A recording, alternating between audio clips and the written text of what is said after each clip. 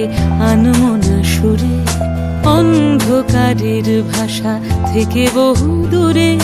গত বছরের মায়া ভেঙে যাবে বলে খড়কুটো বেঁধে রাখি তোমারই আঁচলে।